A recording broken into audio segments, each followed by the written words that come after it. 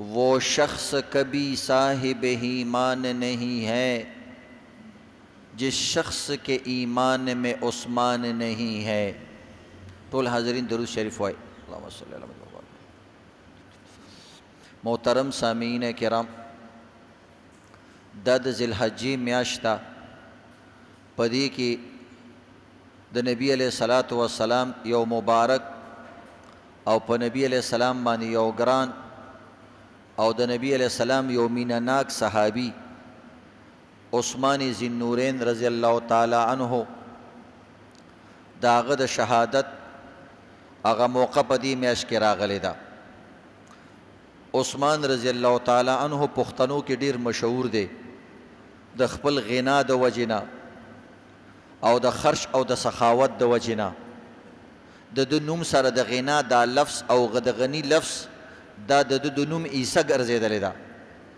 संगे चे उमर रज़ी अल्लाह ताला अन्हो सर द फारूक लफ्स दा द नुम ईसा गर्जेदले दा। अबू बकर रज़ी अल्लाह ताला अन्हो सर द सिद्दीक़ लफ्स दा द नुम ईसा गर्जेदले दा। हालांकि दा द नुम न दे खुच सो के वही अबू बकर सिद्दीक़ वही दगरंगे अली रज़ी अल्लाह ताला अन्हो सर द मुर्तज़ा दा लफ्स ईसा गर्जेदा अली मुर्तज़ा द कशान द उस्मान रज़ी अल्लाह ताला अन्हो नुम सरा द गनी लफ्स गोया कि द नुम हीसा गर्जेदले दा। यानी चरता चे उस्मान यादीगी, चरता चे ग़िना यादीगी, सखावत यादीगी और द खल्क वर्कड़ यादीगी नो द उस्मान रज़ी अल्लाह ताला अन्हो नुम पकी खामाखा यादीगी। उस दा उस्मान रज़ी अल्लाह ताला अन्हो वली शहीद शवेरे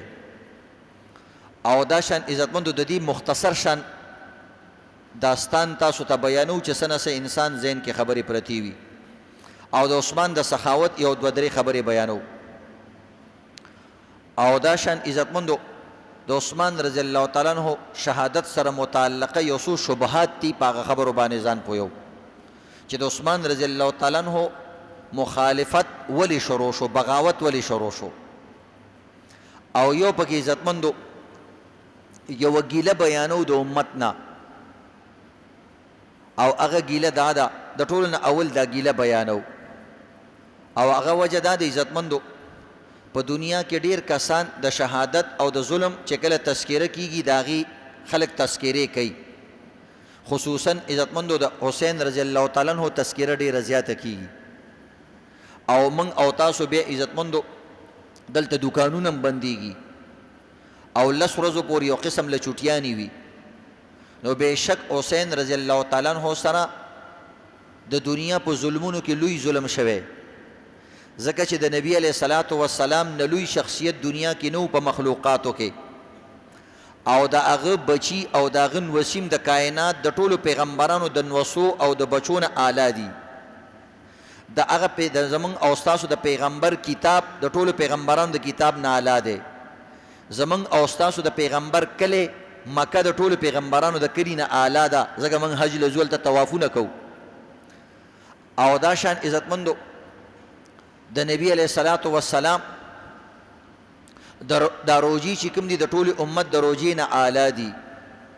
दगरंगी द नबी अलैहिस्सलातु वस्सलाम बचीन वसी द टोली दुनिया द बचो द ना आला दी खुदायो खबर अब सर बलम के द नबी अलैहिस्सलातु वस्सलाम यारान और सहाबा किराम द टोलु पैगम्बरानो द यारानो और द सहाबाओ ना द हवारीनो ना आला दी और द पैगम्बर यो सी ज़्यादा चे दा आला दे और पबल बानेस्तर के पटे दा खबरा सही खबरा न दा यो सड़े से चा सिपत की हुई मां दा टोल जमा वक्ते हो के सिपत यू की उस प्लाने पके खो खला कोई दा संग दे वक्ते तो पके खो के बिया इज़्ज़तमंदो के यो इंसान के सड़े खो की नुज़ खैर दे कवली शी इंसान दे कमज़ोर दे खो सरदार दो जहान नबी अलैहिस्सलातु वस्सलाम खो अल्लाह कामिल मुकम्मल रा ले गले दे द टोलो पैगम्बरानो सरदारी रा ले गले दे आदम अलैहिस्सलातु वस्सलाम पद खपल नसीबा ने फ़ख्र को इब्राहीम अलैहिस्सलाम टोलो पैगम्बरानो अल्लाह रब्बुल इज़्ज़त द मेराज पर मौका मानी द टोलो इमाम उगरजाओ ना टोलो तपतो ले द टोलो सरदार दादे नो दक्करंगी इज़्ज़तमंदो नबी अलैहिस्सलाम सर चे मुताल्लिक़ सुमर सीज़ुन दी अगर टोल आलाई और पागी के द टोलो नज़ियात सहाबाए किराम दी और इज़्ज़तमंदो او په صحابه کرامو کې بیا څلور صحابه د ټولو نه اعلی دي، ابو بکر صدیق او عمر فاروق او عثمان ذی النورین یا عثمان غنی، او څلورم نمبر حضرت علی مرتضی رضی اللہ تعالی عنہ یا حیدر کرار یا د الله تلوار. دا څلور صحابه کرام دا په نبی علیہ السلام ډیر ګران دي. دا یاد لري عزتمندو موږ کوم چې کوم څیز لم فضیلت ورکو د درې وجو نه ورکو. یو څیز چې اعلی کیږي د دینی اعتبار سره هغه د درې وجو نه اعلی کیږي. یو د الله د وجې نه چې الله سره د کوم څیز نسبت راشي، لکه اوس ګوره دا کور دی بیت الله، د دې دیوالونو د بار مارکیټ دیوالونو یو شان دي، خو هغې ته موږ بازار وایو، دې ته د الله کور وایو. دا ټیل بار هم لګېدلی دی، خو عزتمندو دې ته موږ د الله د کور ټیل وایو، د دې عزت کوو. ګوره د دې نسبت الله سره راغلی دی. نو بهرحال موز عزتمندو ښکته کېدل پورته کېدل دي، یو سړی ورزش کوي هغه هم ښکته کېږي پورته کېږي، خو نه دا د الله دپاره دی، د دې حیثیت جدا دی. دغه شان عزتمندو یو سړی بیمار دی، لوږه تنده تیری، نو دا هم لوږه تنده ده. یو سړی الله دپاره روژه نیسي، د دې بیل مقام دی. نو د الله د وجې نه بعض څیزونه اوچتېږي، بعض څیزونه د رسول الله د وجې نه اوچتېږي، او بعض څیزونه د کتاب الله د وجې نه اوچتېږي. څیزونه د درې وجو نه اوچتېږي، یا الله یا رسول الله یا کتاب الله. نو اوس عزتمندو کوم سیستم چې موږ ګورو چې دا اوچت دی که نه، د درې څیزونو ته به ګورو. نو ټولو صحابه کرامو په الله باندې ایمان و، ټولو صحابه کرامو نه الله راضي و، ځکه د الله په خپل کتاب کې په خپله ویلي رضی الله عنه ورضوا عنه، الله هم ترې راضي دی، دوی هم د الله نه راضي دي. دواړه سایډونه الله بیانوي چې څوک د بل طرف ته چېرته کار راونه باسي چې ښه ده الله خو ترې راضي و دوی ترې راضي نه و، یا دوی ترې راضي و خو الله ترې راضي نه و. الله وایي رضی الله عنه ورضوا عنه، دوی هم د الله نه راضي او الله هم د دوی نه راضي، یعنی د دواړو طرف نه مینه محبت برابر و. دونوں طرف سے آگ برابر لگی ہوئی، وایي د دواړو طرف نه چې کله اور بلی نو بې لمبې زیاتي، د دوو طرف نه چې کله مینه دا مینه زیاتی، یک طرفه مینه کمی، دو طرفه مینه زیاتی. نو بهرحال د قرآن پاک آیاتونو ته ګوره د صحابه کرام او دغه د نبی علیه السلام سره چې د چا حیثیت راځي، لکه اولاد رسول، امهات رسول، بنات رسول، ازواج مطهرات رسول، بیبیانې میاندې، دا ټول اوچت خلک دي. او دغه رنګ عزتمندو د الله کتاب سره چې د چا نسبت راځي هغه اعلی دی. نو په دې صحابو کې عثمان رضی الله تعالی عنہ د دې د دریو واړو سره ډېر لوی نسبتونه دي. الله سره نسبت اعلی، الله په خپل کتاب کې د ده تذکره کړې ده، نوم نشته دی خو تذکره کړې ده چې کله عثمان رضی الله تعالی عنہ نبی علیه الصلاة والسلام سره صلح حدیبیه دا مشهوره صلح شوې ده، نبی علیه الصلاة والسلام سره 1500 صحابه کرام عمرې لتله، په لاره باندې ایثار کړی شو. دا به سیرت کې تاسو ته تفصیل سره راځي. نو نبی علیه السلام عثمان رضی الله تعالی عنہ ولېږلو چې ته لاړ شه، د مکې خلک پوهه کړه چې موږ جنګ له نه راغلي، موږ عمرې له راغلي یو. دې کې عثمان رضی الله تعالی عنہ چې لاړو، هلته خبره مشهوره شوه چې عثمان رضی الله تعالی عنہ شهید کو. نو نبی علیه السلام ډېر سخت غوسه شو. نبی علیه السلام صحابه کرام راجمع کړه، نو دا بیعت وشو، لاسنیوی وشوه. نبی علیه السلام د ټولو صحابو نه لاسنیوی وکړه. د نبی علیه السلام زمانه کې به لاسنیوی کېدو دې ته بیعت وایي. کله به په عملونو باندې کېده، لکه دروغ به نه وایو، وفاداري به کوو، فرمانبرداري به کوو، دې ته ویل کېږي بیعت بالاعمال. او کله په ایمان باندې به کېدو، کله به په جهاد باندې کېدو. دا بیعت د حضرت عثمان رضی الله تعالی په مرګ باندې شوی. نو الله رب العزت قرآن کې تذکره کوي، لقد رضی الله عن المؤمنین اذ یبایعونک تحت الشجره. وی زما مؤمنانو یاد لرئ، زما الله عثمان خو سکې چې د عثمان د پاره کوم صحابه نه جمع شو او زما د پیغمبر په لاس کې لاس ورکړو، یبایعونک تا سره بیعت وکړو. لقد رضی الله عنهم، الله د عثمان د پاره چې کوم صحابه نه جمع شوي هغه ټولو نه راضي شو. الله د هغه کسانو تذکره وکړه، نو پته لګېږي چې د چا د پاره دا بیعت شوي د هغه نه به الله څومره راضي. اوس تاسو ټول را جمع شوي یو جلسې له یو ځي له، نو خلک ویل لکه زه ډېر نری یم جلسې له را جمع شوی یم، خو چې د چا دپاره را جمع شوي اصل مقام خو د هغوی. نو بهرحال عزتمندو الله په خپل کتاب کې د عثمان رضی الله تعالی عنہ تذکره کړې ده، حالانکه عثمان رضی الله تعالی عنہ مړ نه و، او شهید شوی نه و الله ته خو پته وه خو الله ته د مسلمانانو دا عمل دومره خوښ شو چې زما یو ګران د پیغمبر صحابي دپاره دا خلک راجمع شو دوی ته پته هم نشته دی چې مړ شوی دی دوی ته پته هم نشته چې شهید شوی دی ژوندی دی سړی خو د دې خلکو دا عمل الله ته دومره خوښ شو د عثمان رضی الله تعالی د وجې نه چې الله خپل کتاب کې د هغې دپاره آیتونه نازل کړه یعنې الله دا هم ویلی شو چې په آرام کښېنئ هغه شهید نه دی او بس ضرورت نشته خو نه الله موږ او تاسو ته د هغوی د صحابو د عثمان رضی الله تعالی سره مینه ښیي حالانکه صحابه ویلی شو نبی علیه السلام ته چې یا رسول الله موږ خو جنګ له نه راغلي موږ خو عمرې له راغلي یو موږ سره پوره ساز و سامان هم نشته دی او تاسو موږ ته وایي چې په جهاد باندې وکړه چې د عثمان رضی الله تعالی عنه بدله به اخلو نو موږ خو جنګ له نه راغلي زه خیر دی لاړ به شو بیا به تیارۍ سره راشو جنګ به وکړو یو صحابي نه دی ویلي دا عثمان رضی الله تعالی عنه په صحابو دومره ګرانو یو صحابي نه دی ویلي چې بیا به راشو حالانکه ویل جایز هم ځکه چې جنګ له ته نه تللی او تا ته یو مشر وایي چې جنګ کوو ته وایي جي بیا به راشو لږ تیارۍ سره به راشو دا ویلی شي سړی جایز دي ناجایز نه دي خو یو صحابي نه دی ویلي ځکه خو الله رب العزت وایي دې ټولو نه زه خوشحاله شو دا لوډ سپیکر ډېر دغه نه کوي آواز یې دغه نه چابي روان نو بهرحال عزتمندو نو د عثمان رضی الله تعالی عنہ تذکره الله کړې ده نو ما درته ویلي چې چا الله سره نسبت راشي دغه درجه اعلی شي چې د کانو درجه اعلی کیږي نو د انسانانو درجه به څومره اعلی ځکه دا دنیا الله انسان دپاره پیدا کړې ده او جنت یې د انسانانو دپاره پیدا کړی دی د کانو سره د الله دومره واسطه نشته بس خالق مخلوق بس بیا ختمیږي قصه ختمه اصل خو انسان دی او د عثمان رضی الله تعالی عنہ تذکره په قرآن کې مراله او د عثمان رضی الله تعالی عنہ تذکره په دې یو آیات کې رسول الله سره مراله ځکه الله پیغمبر ته وایي تا نظر عظیمه ستا صحابو نظر عظیمه ته چې د عثمان دپاره کله تا بیعت وکړو بیا عثمان رضی الله تعالی عنہ نو په جنگ بدر کې نبی علیه الصلاة والسلام د عثمان رضی الله تعالی عنہ ایثار کړی د نبی علیه السلام لور بیماره وه ویل ته دته ایثار شه نو نبی علیه السلام بیعت کو بیعت یې کو لاسنیوی کول هلکه لاسنیوه عثمان رضی الله تعالی عنہ نو وایي هی عثمان نشته زما زمګې نشته دومره لویه غذا ده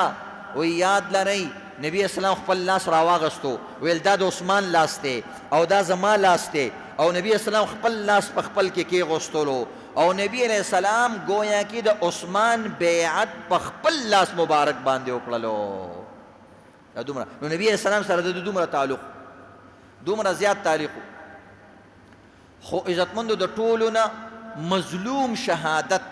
چې په صحابه کرامو کې شوی دی دا د عثمان رضی الله تعالی عنہ دی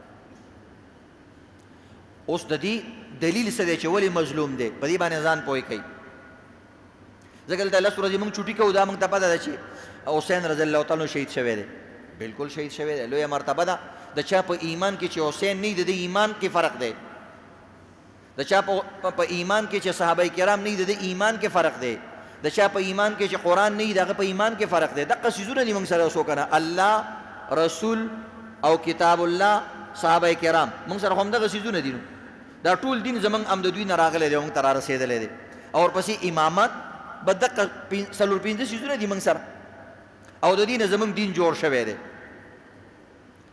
نو بهرحال ګیله په دې ده چې د عثمان رضی الله تعالی عنہ تذکیري دومره نه کېږي زمونږ چې کله د منبر وخت راځي محرم راشي نور راشي موږ د حسین رضی الله تعالی عنہ تذکره کوو موږ د فاطمه الزهرا رضی الله تعالی عنها تذکره کوو نور خلک چې کوم دي هغه صرف د هغې تذکره کوي د نورو صحابو تذکره نه کوي دا فرق دی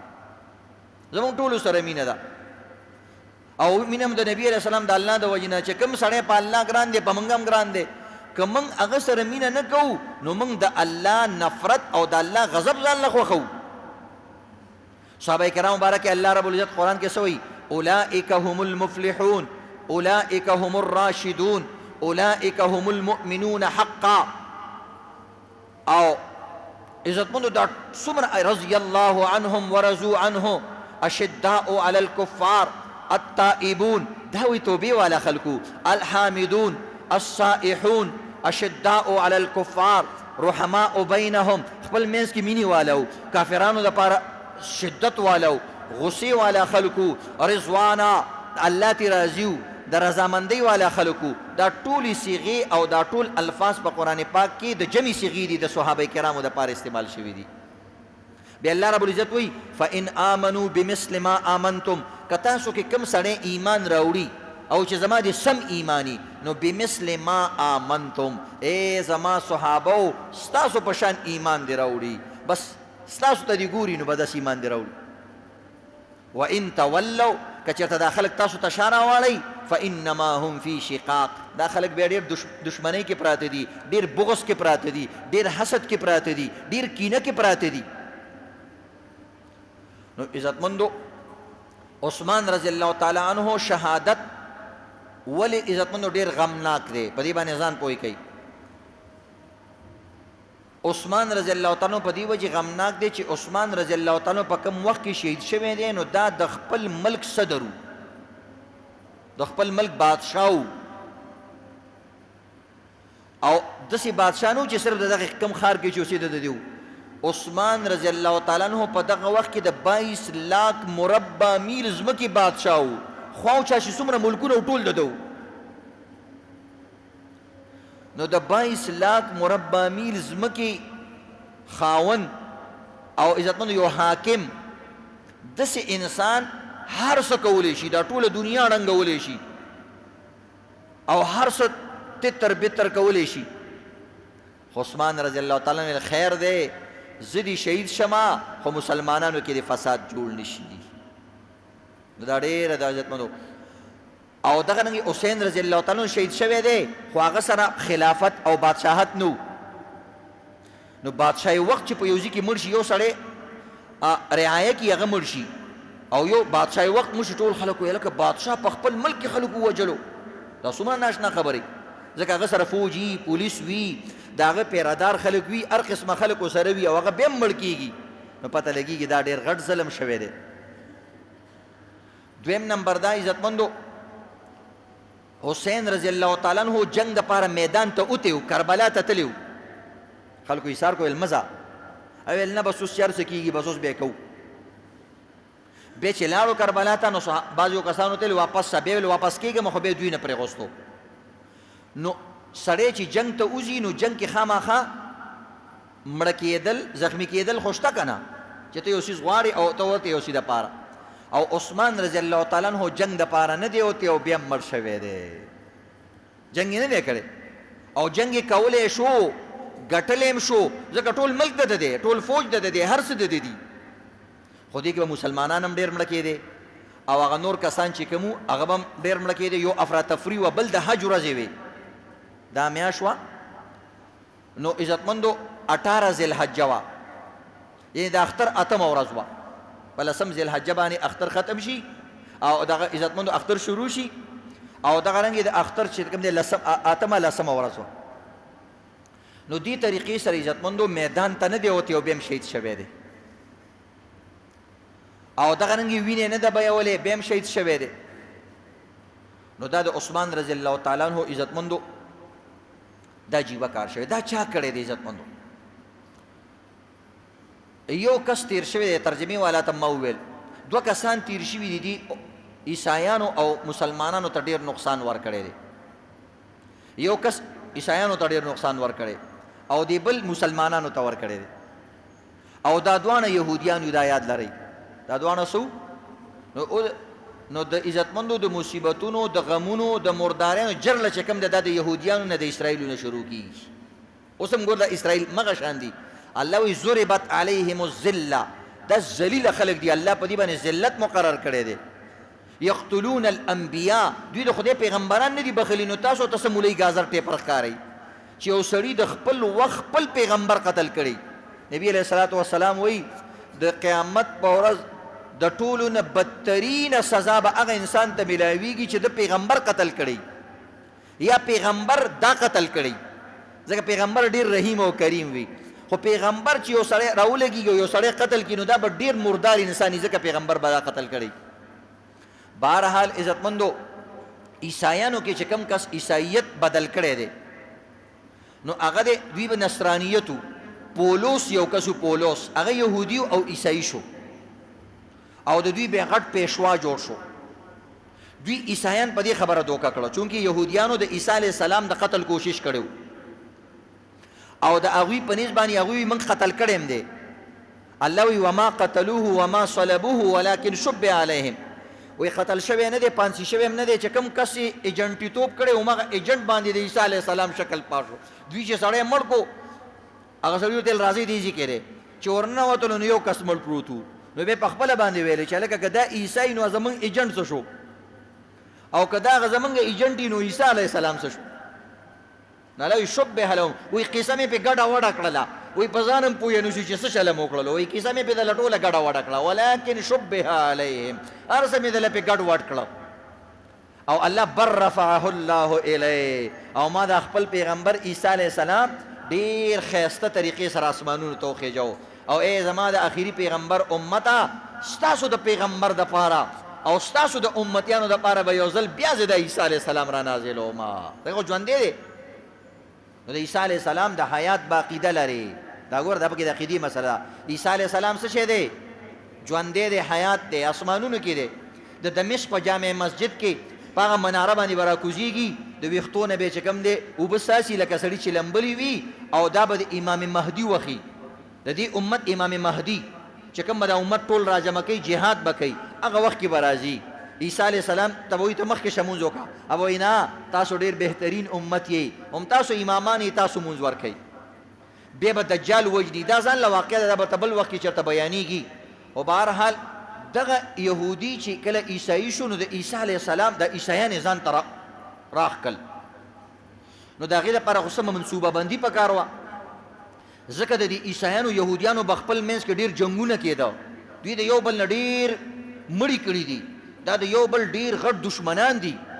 قرآن وایي قالت اليهود ليست النصارى على شيء وقالت النصارى ليست اليهود على شيء یهودیان وایي عیسایان غلط دي هیڅ شي کې نه دي وایي دا په هیڅ کې هم نه دي مړه دا پکې وایي چاره اوستی دي قرآن دې انداز کوي وایي دا پکې لازوک دي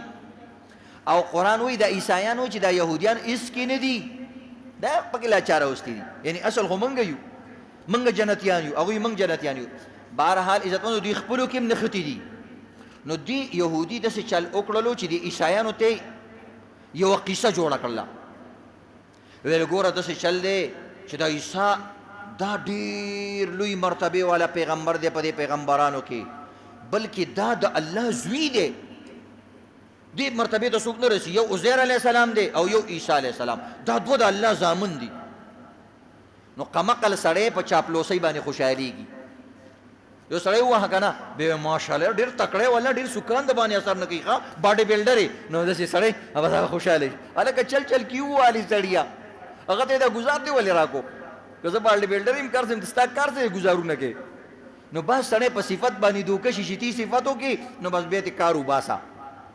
نو دی یهودي پولوس د دې عیسایانو صفت وکړي تاسو ته پته شته ستاسو د پیغمبر له الله کومه درجه ورکړي دا د الله زوی دی بس سړي خوشحاله شي چې هلکه دا خو زمونږ دغه خلک دي خپل خلک دي او دا خو د الله د کتاب نه خبر خلک دي دوی ته خو کتابونه راغلي تورات او پیغمبران په دوی کې راغلي دي او عیسی علیه السلام خو بالکل اخره کې راغلی دی ټول پیغمبران په هغوی کې راغلي دي ویل ګوره دا زموږ د پیغمبر صفت کوي بیا ورته د یو بلې خبرې نه دی خبر کو وایي څه خبره وایي تاسو ته پته شته چې د عیسی علیه السلام ولې مړ شو یعنې ولې مړ کړی شو نو دا خو دوی مړ کړی د هغوی په نیز باندې د هغوی د خبرې مطلب مونږ خو یو اسمان ته اوچت شوی دی نو بهرحال هغو ته یې ګوره دې کې یو لویه فلسفه ده وایي څه فلسفه ده پکې وایي ګوره الله رب العزت سوچ وکړو چې زما دا بندګان د یهودیان او عیسایان دا خو ما ته ډېر نږدې خلک دي ځکه زما د پیغمبرانو اولاد دی خو دا دی چې دا ټول ګناهګاران دي ځکه یهودیان دا مني چې زموږ مشرانو څلوېښت ورځې د سخي عبادت کړی دی وایي څلوېښت ورځې به موږ جهنم ته ځو پیله به یې ویلې او کله وایي لس ورځې به ځو ځکه د ټولې دنیا عمر 10,000 کاله دی او د هر 1000 کال کې به یو ورځ موږ ځو دي عیسایانو ته بله فلسفه ویل تاسو به د سره دوزخ ته ځئ نه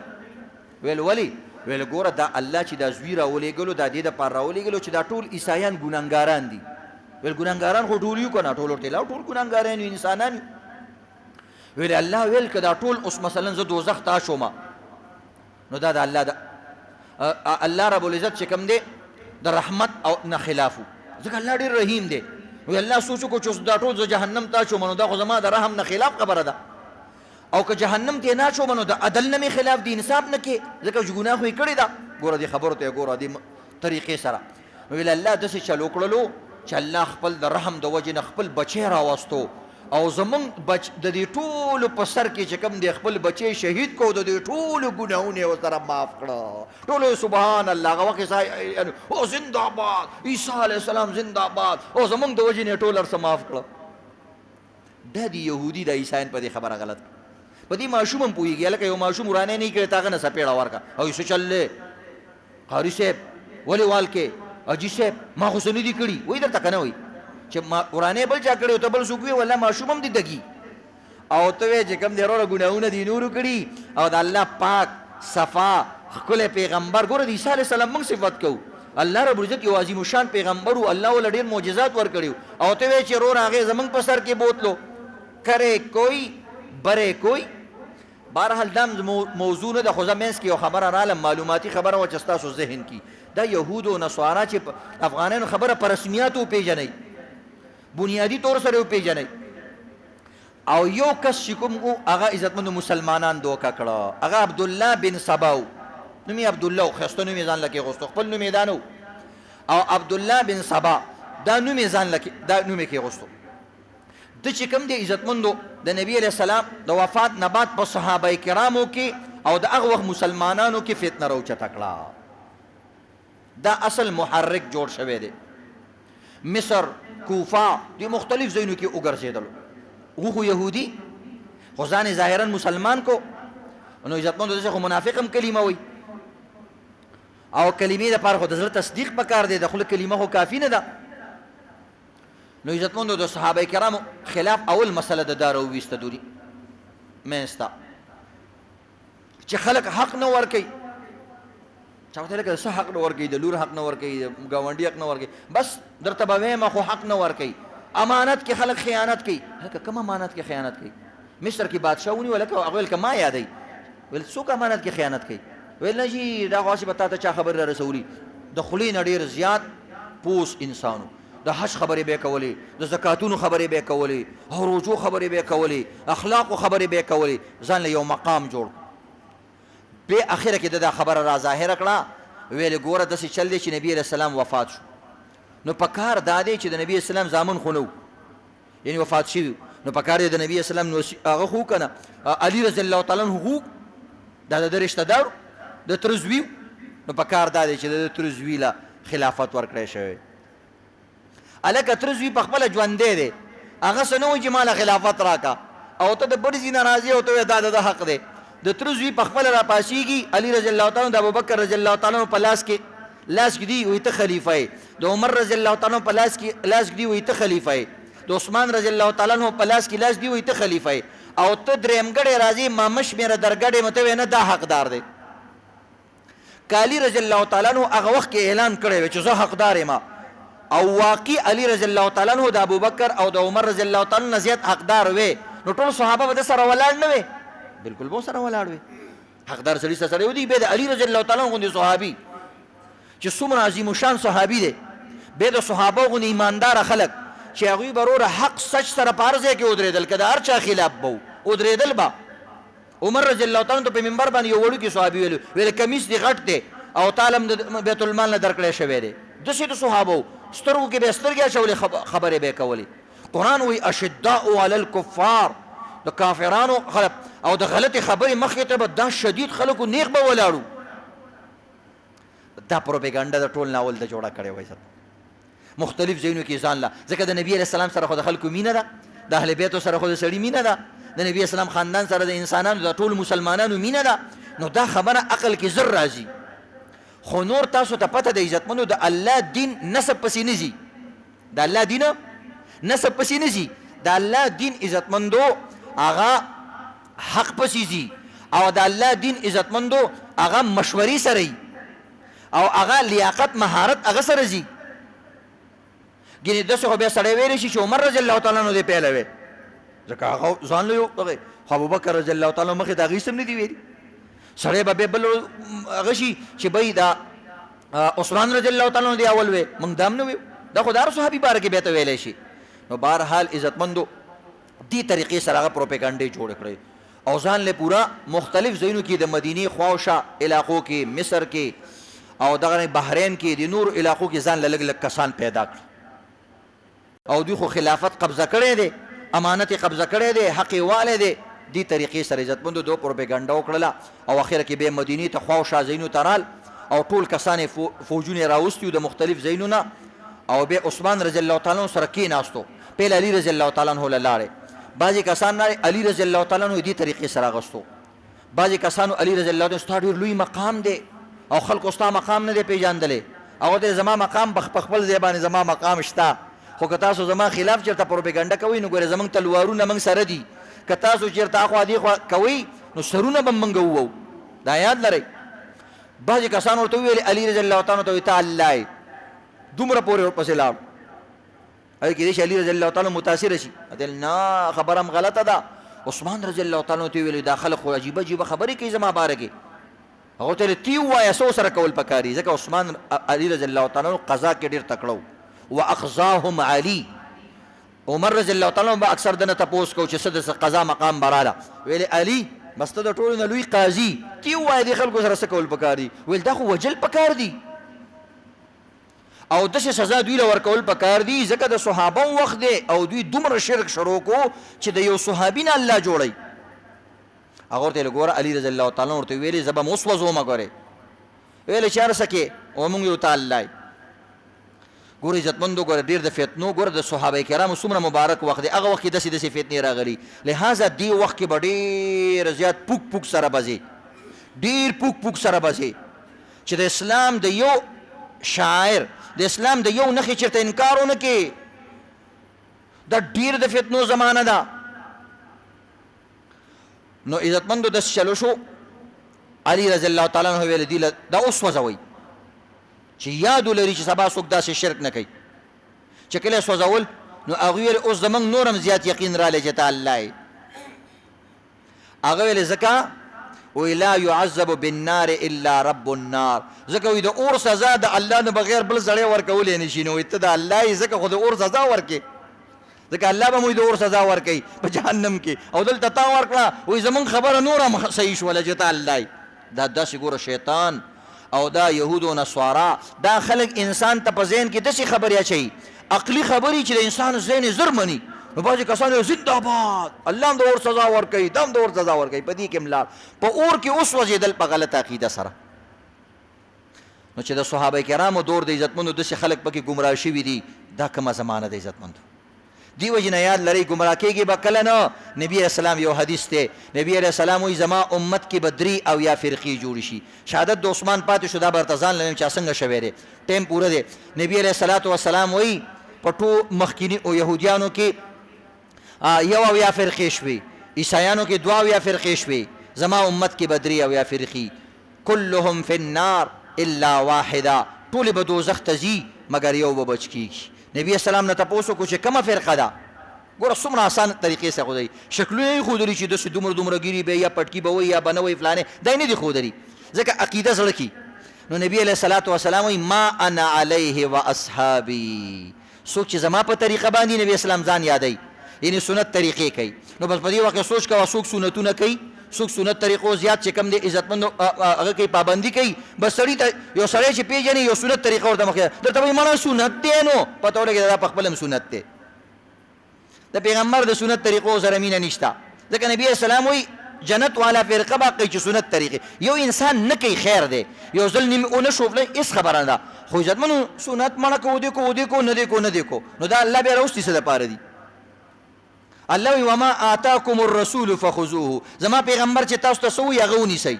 وما نهاکم عنه فانتهوا، څه چې درته وایي چې پرېږدئ هغه پرېږدئ. نو دا د قرآن آیات دی، د سنت طریقو بیان په قرآن پاک کې شوی دی. نبی اسلام وایي زما طریقې په دې وروسته غاښو علیکم بالنواجس، قرآن او سنت په دې وروستني غاښونو د جامې په غاښونو باندې ونیسئ. یعنې چې د جامې غاښ کې چې یو ځل یو څیز ونخلي بیا نه خلاصېږي، یعنې داسې مضبوطۍ سره ونیسئ چېرته دغه ونه کوي. او څوک چې زما طریقو سره مینه کوي کان معی فی الجنه، قیامت پر ما سره د ټولو نه نږدې. دویم و اصحابي، زما د صحابو په طریقه باندې. نو چې کوم خلک هم پېژنې او چې دا څنګه خلک، ځکه فرقې به هر ټیم کې راځي. زه ورته د یو صحابي تذکره کوه، معاویه رضی الله تعالی عنه څنګه و، علي رضی الله تعالی عنه څنګه و.